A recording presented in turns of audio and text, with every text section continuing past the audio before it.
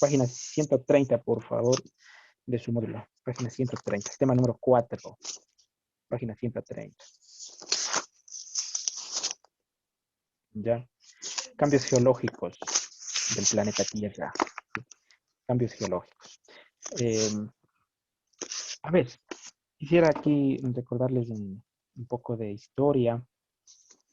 Se dice que en la era Pangea, era Pangea significa que el planeta como tal no tenía mares, sino todo era masa terrestre, o sea, suelo. ¿Ya? Esa era la era Pangea, donde todo era suelo. ¿Ya? Luego, después de una lluvia de meteoritos, de una serie de cataclismos, se empezaron a formar los mares y luego un diluvio universal, sí, terminó por condensar los océanos, ¿ya? Y se han ido separando los continentes, ya ven ustedes, por océanos, ¿no es cierto? Y a partir de ahí, entonces, se han experimentado cambios geológicos que se siguen dando incluso en la actualidad. Se estima que dentro de unos, ¿qué les digo? Unos 100 años, 200 años, quizá 500 años, desaparezca el agua en estado sólido, esto por la temperatura. Sí, entonces va a ser otro cambio geológico. ¿Ya? Vamos a ir viendo entonces este temita. ¿Sí? Quisiera que intentemos responder estas dos preguntas que se nos plantean en la sección Explora. ¿Sí? Dice, ¿cómo crees que se puede saber la edad de las rocas? ¿No? ¿Qué técnica han escuchado ustedes para determinar la edad de las rocas? ¿Alguien ha averiguado cómo se puede determinar la edad de las rocas? ¿O no será No posible? sé. Bueno, Yo creo que sí es posible, Uno que pero estudia. no sé. ¿perdón? Digo, yo creo que sí es posible, porque sí parece que he escuchado, pero no sé cómo es la técnica. Ya, sí es posible. Sí. A ver, en la geología, sí, en la paleontología, hay una técnica con la que se determina la edad de los objetos. ¿Sí? Y se llama prueba de carbono 14. ¿Sí? Es decir, se lleva al laboratorio una roca, ¿sí? Y ahí se le somete a pruebas de carbono. ¿Sí? Y ya saben que el carbono es uno de los elementos que apareció en la Tierra para solidificar. Es un solidificador. ¿Sí?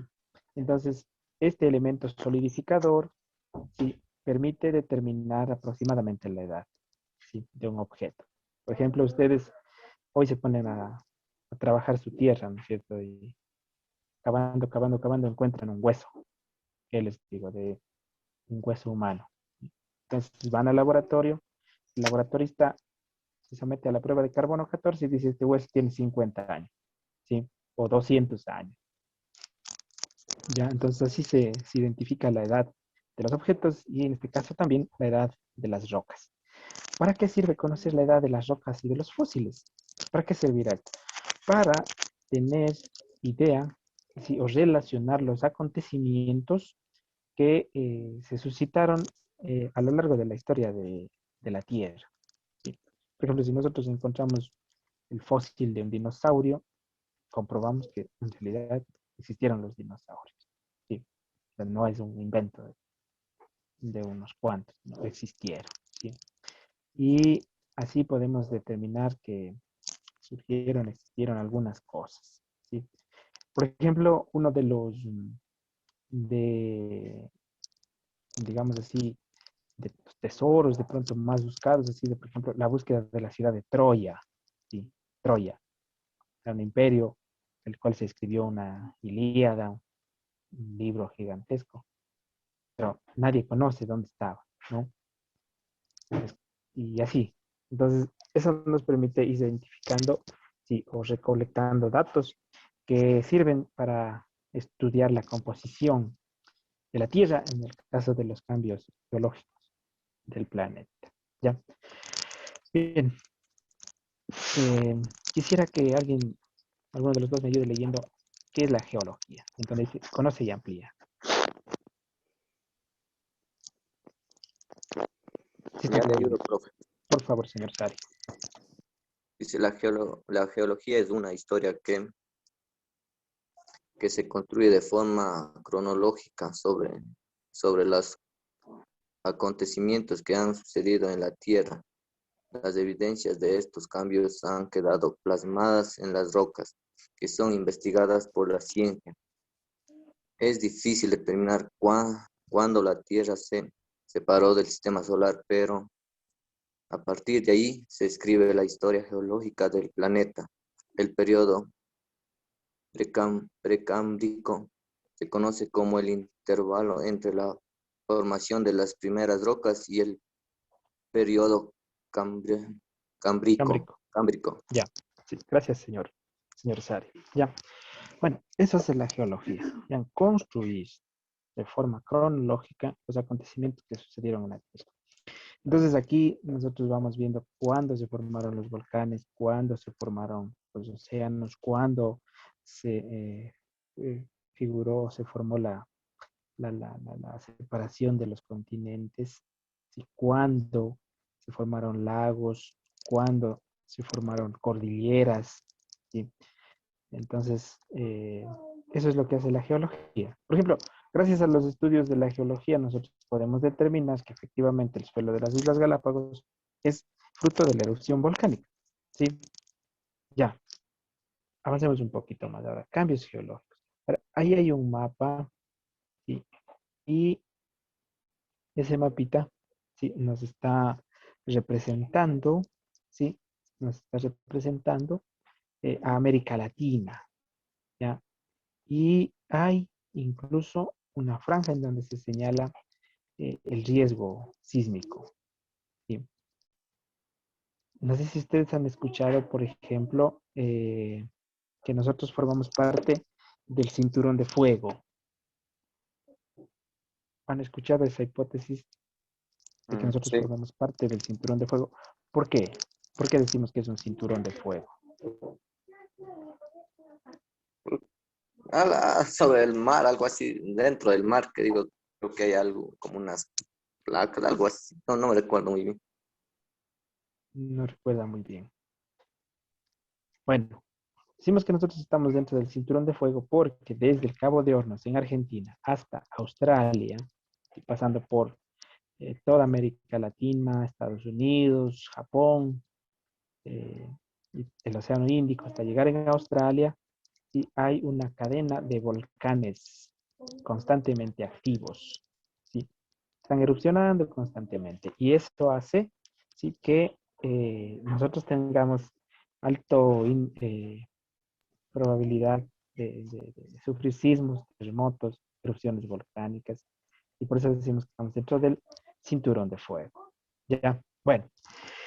Eh, Vamos entonces analizando ahora los cambios geológicos. Ya, bueno, esto sucede en el curso de millones de años. No ha sido una cuestión de que hoy pasa y ya. ¿Sí? Sucede con millones de años. ¿Sí? Entonces ahí, por ejemplo, tenemos la formación del Gran Cañón, en donde el río Colorado comenzó eh, a, a gastar la roca de la planicie de Colorado y formó eh, una fosa gigantesca. ¿Sí? No sé si ustedes pudieron ver en las noticias, creo que fue en septiembre o en octubre, que cerca del río Coca, sí, allá en donde está la hidroeléctrica Coca Codo Sinclair, había una cascada, sí, y esa cascada implosionó y ya no existe más la cascada. No sé si vieron en las noticias ese fenómeno en donde desapareció la cascada, que había un espacio bonito donde caía el agua desde la altura hasta donde continúa el río en el fondo, ¿no es cierto? Sin embargo, implosionó y se fue para adentro y quedó un hueco gigantesco. ¿Sí? Entonces, cuestiones así se fueron suscitando, pues se han ido suscitando durante millones de años. y provocan cambios geológicos en el planeta Tierra. ¿Sí? Por eso les decía hace un rato, quizá en unos 100 años, 200 años, 500 años quizá, va a desaparecer los polos. Toda el agua esa que está congelada se va a derretir. Ese va a ser un cambio geológico de gran Oiga, y magnitud. eso va a ser malo para la población, pues, ¿no? Que se derritan los dos polos. Sí, sí. Malo para la población porque es una reserva de agua Mm, dulce qué en dulce. algunos casos. Desaparece, desaparece el, la fauna, sí, la flora que existe ahí y va a haber más volumen de agua en el planeta. ¿Sí? Y Del eso mar. va a provocar que ciudades que están a nivel del mar, exactamente, claro, eh, van a tener que salir. Les digo, por ejemplo, Guayaquil, Manta, eh, Ujú. van a tener que salirse de ahí porque va a incrementar el nivel del mar. ¿Sí? Entonces, eh, como están esas ciudades construidas a nivel del mar, porque ustedes cuando han ido a la playa han visto, ahí está el mar, y ese es 0 metros sobre el nivel del mar. Y cada vez va incrementándose o acercándose a la ciudad, entonces tienen que ir desalojando. ¿Sí? Y como vamos en constante incremento también de la población, ese va a ser un problema eh, de grandes magnitudes. Nosotros quizá ya no estaremos para cuando eso ocurra, sí, pero eso sucederá algún rato. ¿Sí? Otro ejemplo de un cambio geológico son las formaciones de los archipiélagos en el mar. ¿Sí? Vean ustedes, por ejemplo, las Islas Galápagos, el mismo archipiélago del Japón, las Islas Malvinas, las Islas Maldivas, ¿sí? Son producto de la erupción volcánica, cambios geológicos, masa continental que aparece en medio del mar. Nosotros no hemos visto ahora eh, que se haya formado unas islas. Lo que podemos ver ahora son islas de basura, eso podemos ver. Pero cosas similares han ocurrido con erupciones volcánicas en el mar. ¿Sí? Se solidifica la materia, la lava, y se forman las islas, ¿no? Bueno, eso en cuanto a cambios geológicos. Ahora veamos las placas tectónicas. Si, si tienen alguna preguntita, harán nomás. A ver, placas tectónicas. Hay, ya saben ustedes, placas que están debajo del suelo, ¿sí? Cuya función es eh, mantener, ¿no es cierto?, el equilibrio, ¿sí?, de la masa terrestre, ¿no es cierto? Y estas más o menos están compuestas por unos 40 kilómetros de espesor, ¿sí? Y están flotando en el manto de la Tierra, y en el manto líquido de la Tierra, ¿sí? Y ese movimiento, ¿sí?, que hacen las placas genera efectos en la corteza terrestre. Y habíamos visto antes, ¿no es cierto?, que puede haber o fusión o separación, ¿sí?, de estas, de estas placas, ¿sí? Entonces, vamos a ver ahora cómo estas placas eh, hacen que se modifique el relieve de la Tierra, ¿sí? Tanto separándose, cuanto uniéndose o cuanto chocando, ¿sí? Vean que estos fenómenos son constantes en el planeta, ¿no es cierto? Nosotros en Ecuador experimentamos en el 2016 un efecto de esos, el más cercano que nosotros recordamos, ¿sí? ¿Cuál es ese, por ejemplo, el efecto? ¿Se acuerdan cuál fue el efecto del choque de placas tectónicas en el 2016 para el El Ecuador? terremoto en Manabí. Terremoto en Manabí, sí, el terremoto de Manabí, ¿ya? Ese fue, ese fue un producto, ¿no es cierto?, de choque de Choque. placas. Ujú. Los sismos son provocados solo por el roce. El sismo por roce de las placas, nada más. El roce de las placas. Sí. Bien, hay placas de diferentes tamaños. Ya, vean, 13 placas son las más grandes, ¿sí? Y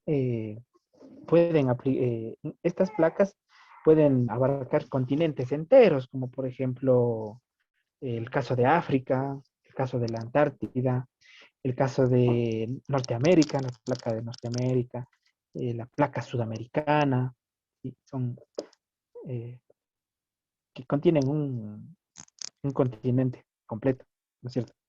Entonces, imagínense, el movimiento de esas altera todo lo que, lo que existe en o sobre estas placas, ¿sí? Bueno, vamos a ver ahora la distribución de esas placas, ¿ya? Eh, vea. Eh, en el mapa que ustedes pueden ver en la página 131 está los nombres de las placas, ¿ya? Ven, hay una placa euroasiática, parece que es la más grande, ¿no? La placa euroasiática, la placa africana, la placa sudamericana, placa norteamericana, son las placas más grandes, quizá de las placas tectónicas, ¿cierto? ¿Ya? Y eh, en el caso de, de- de nuestro Ecuador, nosotros tenemos tres importantes placas que están relacionadas directamente con el territorio ecuatoriano. Primero, la placa de Nazca, ¿sí? Que está debajo del Océano Pacífico y está frente a la costa occidental de Sudamérica, frente a la costa ecuatoriana. Está la placa de Nazca, ¿sí? La sudamericana, ¿sí? Es en la que está la mayor parte de Sudamérica, y de la que formamos parte nosotros también. Y la placa Cocos, que viene desde Centroamérica, ¿sí? De América Central, y que choca, ¿sí? Con la placa de Nazca por las Islas Galápagos. Y por eso nosotros tenemos parte también de la placa Cocos, ¿sí? Eh, bueno, podemos decir también que hay los límites de las placas o los efectos de las placas, podemos clasificar en tres, ¿no es cierto? Divergentes, transformantes y convergentes. Divergentes cuando se separan, transformantes cuando no se alejan ni se acercan, sino se mueven en direcciones contrarias, la una con la otra. Es decir, el roce de las placas, ¿cierto? Y eh, el límite convergente es en donde una de las placas, ¿sí? Se fusiona con la otra, se une a la otra, ¿sí? Y esto hace que se provoquen, por ejemplo, terremotos, ¿sí? Bien. ¿Alguna pregunta hasta aquí? Yo, No. licenciado, en Diga. el terremoto que chocaron la placa de Nazca con la sudamericana. Sí, hubo una fusión entre la placa de Nazca y la placa de Sudamérica, placa sudamericana, ¿sí? Entonces, eso provocó que en Manabí, ¿sí? En donde fue el epicentro de la Pedernales, donde fue el epicentro del terremoto, ¿sí? Se provoque la modificación del suelo como tal, ya saben, fue bastante devastador. Este choque lo que libera es energía que está concentrada en los límites de las placas, ¿sí? Esa energía, ¿sí? Al fusionarse esas placas, hace que se deteriore, se destruya el suelo o la corteza terrestre que está sobre esas placas, ¿sí? Eh, Imagínense que se dan terremotos hasta en el mar. Y ustedes dirán, pero ¿cómo va a darse terremotos en el mar si ahí solo es agua? Bueno, es que ahí también hay volcanes, ¿sí? Ahí también hay rocas, rocas marinas, ¿sí? Entonces, esto hace que, en cambio, si no se libera por movimiento de tierra, se libera es eh, eh, en el agua, ¿no es cierto?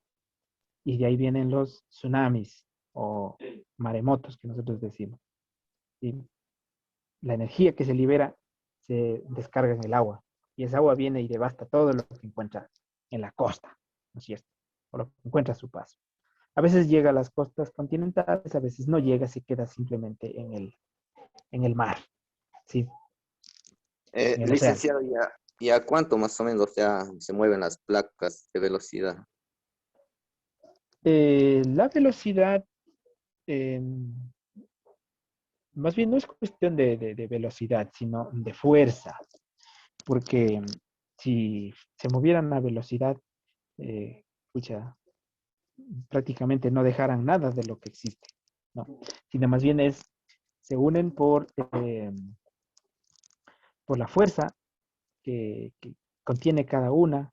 Esa fuerza hace que se atraigan o se separen, se distancien, ¿sí? Pero el movimiento no debe ser más de, ¿qué le digo?, 1 km/h. Por si fuera solamente 10 km/h, devastaría todo lo que es una velocidad eh, grande ya, 10 km/h. En 1 hora recorrer 10 kilómetros. ¿Sí?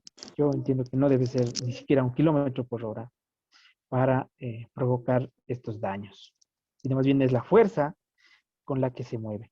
¿Sí? Por eso, en la escala de Richter se mide en los terremotos, los sismos se mide en magnitud de grados. ¿No es cierto? Dice 2 grados, 5 grados, 7 grados. ¿Sí? Es como les digo, la fuerza con la que se mueve o con la que ocurre el movimiento de estas placas tectónicas. Ya, licenciado, gracias. Ya, bueno, vayamos un poquito más adelante. Nos queda todavía un minuto. Sí. A ver, la formación de cadenas montañosas. ¿Ya? No, eso se deriva por erupciones volcánicas y por movimiento geológico. Nosotros tenemos el ejemplo más claro del mundo en la cordillera de los Andes. ¿Sí? Te explica, ¿cierto? Ve cómo, gracias al movimiento, ¿sí? De la Tierra, la erupción volcánica, se han formado grandes cordilleras, cadenas de montañas. Aquí en el texto señala, por ejemplo, las del Himalaya, en el Asia, la cordillera de los Andes, como les digo. Entonces, es un ejemplo de la formación de cadenas montañosas gracias a la actividad volcánica y a los movimientos geológicos. ¿Sí? Eso, chicos, yo les agradezco por su participación en la clase. Espero que tengan un excelente fin de semana y aquí finalizamos la clase. Muchas gracias, chicos. Gracias, licenciado. Gracias. Que estén bien.